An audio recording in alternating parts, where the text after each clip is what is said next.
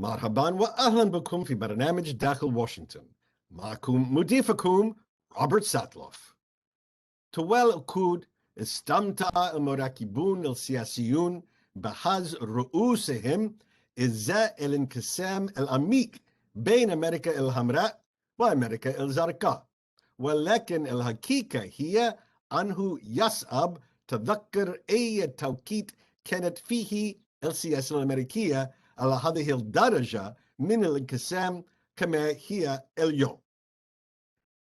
تساوى عدد مقاعد الديمقراطيين والجمهوريين في مجلس الشيوخ الولايات المتحدة ب50 مقعدا لكل منهم، مع أغلبية ضئيلة ب8 مقاعد للديمقراطيين في مجلس النواب. نص الجمهوريين في الكونغرس تقريبا يقولون إنهم يعتقدون أن جو بايدن قد سرق الانتخابات من دونالد ترامب، الذي يبدو أنه هو نفسه يخطط لخوض حملة انتخابية أخرى للوصول إلى البيت الأبيض. لقد ساءت الأوضاع لدرجة أنه كثيرا ما يتأثر على الديمقراطيين والجمهوريين حتى التحدث مع بعضهم. هل سياسات أمريكا منقسمة بالدرجة التي تبدو عليها؟ هل ثم عامل لإيجاد أرضية مشتركة أم أن الانقسام والكراهية لن يزيدان إلا سواء؟ هذا الأسبوع في برنامج داخل واشنطن سننهي جانبا عناوين الأخبار ونلقي نظرة بعيدة المدى على الاتجاهات في السياسة الأمريكية مع واحد من أحكم المحللين السياسيين في بلادنا وأعماقهم بصيرة، أستاذ السياسات في جامعة فيرجينيا لاري سابيتو. Welcome back to Dakhel, Washington. We're now approaching 6 months since the insurrection on Capitol Hill, the most violent attack on American democracy since at least the Civil War. We're now in a deep clash between left and right, red and blue here in America. What does this mean for American democracy? What does it mean for the future of American politics?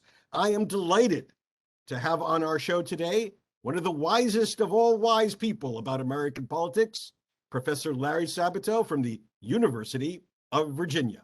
Thank you so much for joining us today. Thank you very much, Rob.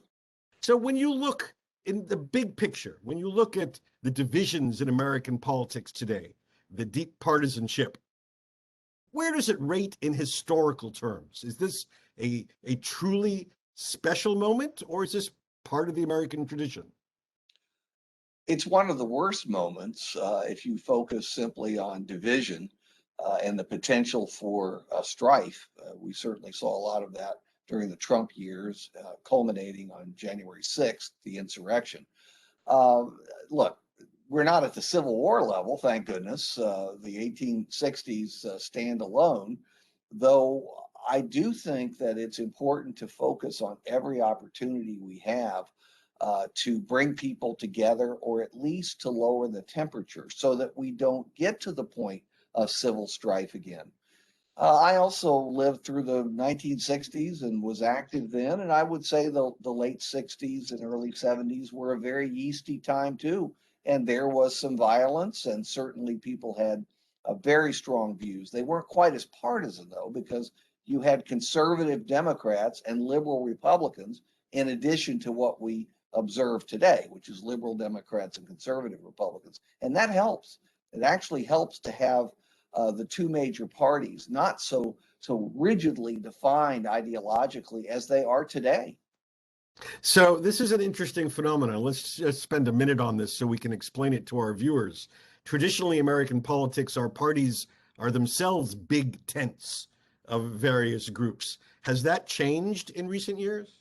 It's changed massively, and to our detriment, I believe. As I mentioned, with Democrats, the party through most of the 20th century, certainly the latter half, was divided not evenly, but substantially between conservatives, mainly in the South, but there were conservatives in the Rocky Mountain states and some other regions, balancing the liberals from the Northeast, from California and other places that we even associate with liberalism today. The Republicans, people are always shocked by this. A larger percentage of the Republican caucuses in House and Senate voted for the civil rights bills of the 1960s than did Democrats. Republicans were more closely associated with it, partly because of Abraham Lincoln, but partly because the party had such a strong central core of liberals. It's gone. I can name one liberal in the Republican Party, really liberal, and I don't think she's all that liberal, Susan Collins, senator from Maine, and you're hard pressed to name anybody else. And on the Democratic side, we know that the one person who probably is the most conservative Democrat is the one holding up Democratic plans, the Biden administration plans in the Senate, Senator Joe Manchin from West Virginia, which is 70% for Donald Trump. That's why he's conservative. He'd like to remain in office. But there just is so little of that anymore. And that sharpens the edges of American politics. We have an extraordinarily closely divided Congress, 50-50 in the Senate. How usual is it for Congress to be this evenly divided? We've actually had quite a few evenly divided Congresses, usually not both houses together, but at least one of the two houses, quite frequently in both the 20th century and this century. In fact, this century started out with a completely divided Senate, Republican versus Democrat, during the George W. Bush administration. So it's not that unusual, but the differences between the caucuses are exaggerated. That's what makes this special, and I don't mean that in a positive way. So, meaning it makes it much more difficult to do deals with the other side? Yes, you just used a dirty word. Shame on you, Rob. Deal, negotiation, and most of all, compromise. Shameful, shameful. Except that's the heart of the success of any system, of any democracy, and probably other systems too. And we no longer respect that. We think people sell out when they compromise. No, that's how people get things done. And ironically, at a time of extreme polarization, we have managed to get a president who spent decades in the US Senate and who is known primarily for his negotiating skills and his willingness to compromise. So that's where the ray of hope is, that he might be able to bring the parties together as he has recently done on an infrastructure bill.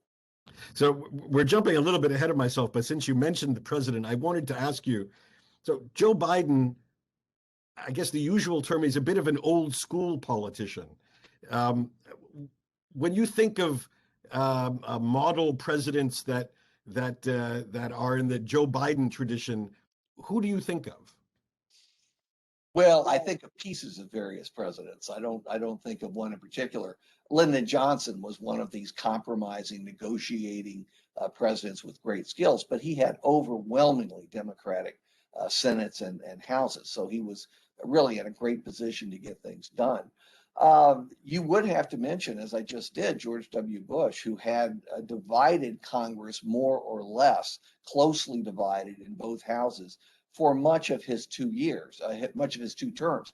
Not consistently so. And in the last 2 years of his administration, Democrats took control of both houses of Congress. We'll see what happens with Biden. But bits and pieces, I don't think there is any exact parallel. The Biden administration continues to compare Joe Biden to Franklin D. Roosevelt, and I don't want to be overly critical, and I don't want to be making judgments too early, but that's not true. He is not FDR, and he doesn't have those enormous majorities in Congress, and he is the oldest elected president in American history already. And if he likes to characterize himself as FDR, his critics often suggest that he is Barack Obama's third term. Is that a fair characterization? No, it is not. Again, partisan exaggerations are not helpful. They're very, very misleading. the Senate former majority leader, now minority leader, who on some days I think still runs the Senate, a man named Mitch McConnell from Kentucky, actually made a very interesting comment. He said, if I had to be stranded on a desert island with any Democratic president, I would choose Joe Biden. Now, that will probably get him in trouble with a lot of Republican constituencies, but his point is valid. He has a good personal relationship with Joe Biden. It's the way the Senate used to work. They know how to do deals. It may be out of favor, but it's the only way this administration is going to make real progress. I read that interview with McConnell, and I was interested to see that he ruled out Jimmy Carter and Barack Obama pretty quickly. Yes, he did. No, Barack Obama is a different character entirely. He was formal, he was stiff, and I understand why. He's the first black president, so he had a lot of unusual pressures on him.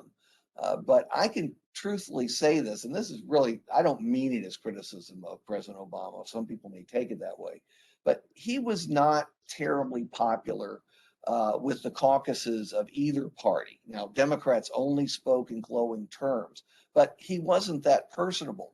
And the press, which is often described as being very liberal, with the exception of Fox and the other right-wing media, the press didn't like him. He was difficult to work with. They couldn't get anything out of him. He didn't like them. They didn't like him. So no, Joe Biden is well liked. He's well liked by just about all the players. And that alone makes him a different kind of president, at least in modern terms.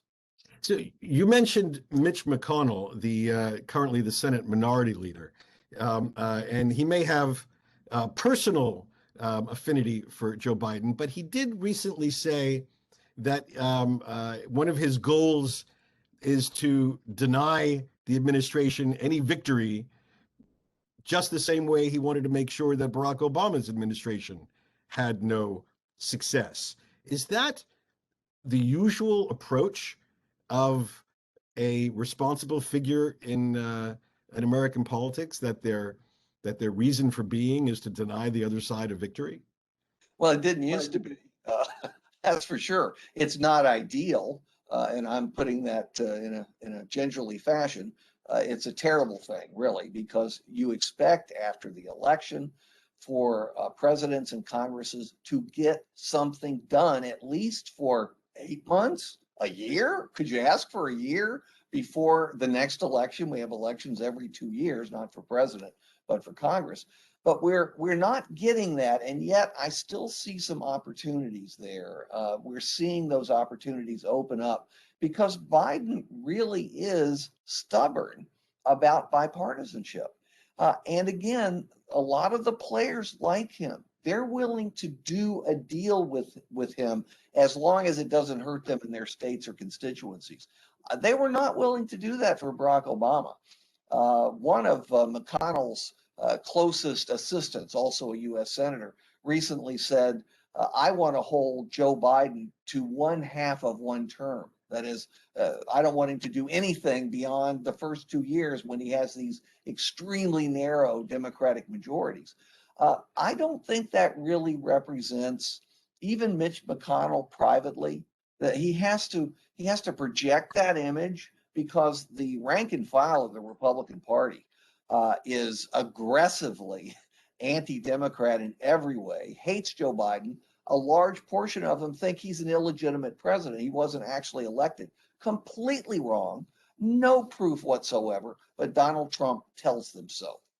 All right, we're going to come back after the break, and I'm going to pick up just on this point of how long-lasting is the idea of denying the election victory of Joe Biden. In just a moment with Larry Sabato.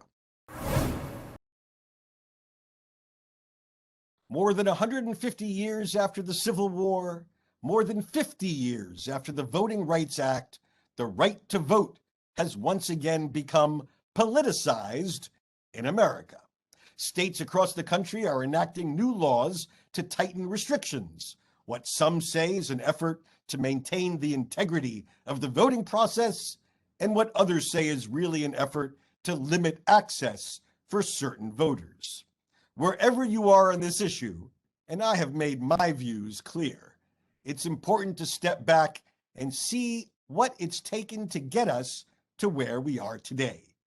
For our younger and older viewers alike, one way to do that is through a terrific set of 3 graphic novels collectively called March by the late John Lewis.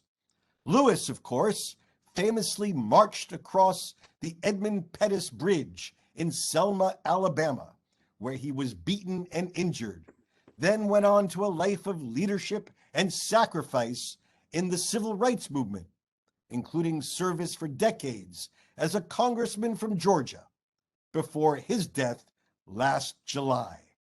This trilogy is not just an inspiration, it is an education, a combination I believe we need more of at this moment of division in our country on something as fundamental as the right to vote.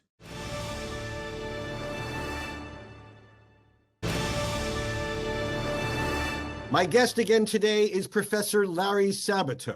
He is one of America's best known and most respected political scientists, a Rhodes Scholar, New York Times best-selling author, winner of 4 Emmys. He is the founder and director of the University of Virginia's Center for Politics, and author or editor of 24 books on American politics. After teaching more than 20,000 students in his 40-year career, the University of Virginia gave him its highest honor, the Thomas Jefferson Award. So let's return, if we can, Professor, to your previous comment that a majority of Republican members of the House of Representatives are on record as saying the victory of Joe Biden is illegitimate. Has that ever happened before? Absolutely not. Now, you certainly had a number of Democrats in 2000 who said George W. Bush was not a legitimate president, but that's because it was extremely close, came down to 537 votes in Florida, and they were hotly disputed votes. So there was some justification there. And there are a couple of other years in American history where claims of that sort were made with at least some credibility. There is zero credibility to the Republican claims that Joe Biden wasn't elected. In fact, he won a comfortable popular vote majority. And yes, the Electoral College hinged on a few states and a handful of votes in some of those states, but that is often the case. So it's unjustified, and it has really put the country in a difficult position. Now, some of those members of Congress, I know a few of them who voted to throw out the electoral votes. Some of them actually believe it. They're conspiracy theorists. They have very strange pasts, frankly, and are making their presence known in strange ways today. But many of them know what they have done is completely wrong. They know there's no justification for what Donald Trump has said, and they've done it purely out of fear that the Republican activists would challenge them in their next primary and they would no longer be in Congress. It's all about their job security, their profiles in cowardice. We have way too few profiles in courage today. We have loads of profiles in cowardice. And we only have a few seconds left, but since you've mentioned this clash between Democrats and Republicans so much, are you confident then that when your students finish their professorial career 40 years from now, we will still have the same 2 parties in our 2-party system? Well, if climate change hasn't melted everybody, I think probably because there are so many advantages built into the law to preserve Democrats and Republicans as the 2 major parties. People always talk about third-party candidates and independents. It's really tough to do unless you're fabulously wealthy, say a Ross Perot, and even then, once you're removed from the scene, your superstructure, which was very personal, collapses. So I would bet on Democrats and Republicans to continue. The coalitions may change, but the labels will still be there. Larry Sabato, professor from Virginia, thank you so much for joining us today on Dakhel, Washington. With an outstretched hand, not a clenched fist. That's how Joe Biden began his term. The theme of his inaugural address was unity, appropriate given the sordid events that had occurred exactly 2 weeks earlier, with the most vicious assault on our nation's capital in more than 200 years. And in the opening weeks, there was a glimmer of hope that unity might actually triumph, as the administration won passage of a massive stimulus plan and brought our nation together to distribute nearly 300 million doses of COVID vaccine. But unity seemed to have been an illusion. Among Republicans, two principles dominated: fealty to Donald Trump and commitment to deny any achievement to Joe Biden. To be sure, not every Republican officeholder embraced both principles or didn't embrace them with equal fervor. Mitch McConnell, the Republican leader in the Senate, never subscribed to the theory that Biden stole the election from Trump, a view endorsed by the majority of Republicans in the House of Representatives, including their leader, Kevin McCarthy. But for his independence, McConnell was roundly attacked by Trump. McConnell still made up for that disloyalty by recommitting himself to the same slash and burn tactic that he adopted in the Obama administration, when he held up the nomination of a Supreme Court justice for a year, hoping that a new election would bring a Republican to the Oval Office. Once again, he has promised to stymie every major initiative coming from the Democrat in the White House, this time Joe Biden, from voting rights to infrastructure reform. And the administration is still not yet 6 months old. Of course, Democrats aren't completely innocent of the charge of partisanship either. Many are pushing their leadership to change the rules and ram through legislative achievements, including trillions of dollars in new spending, while they hold the slimmest of majorities. Pressure is on to chalk up these victories now because history is not on their side. The historical pattern is quite clear.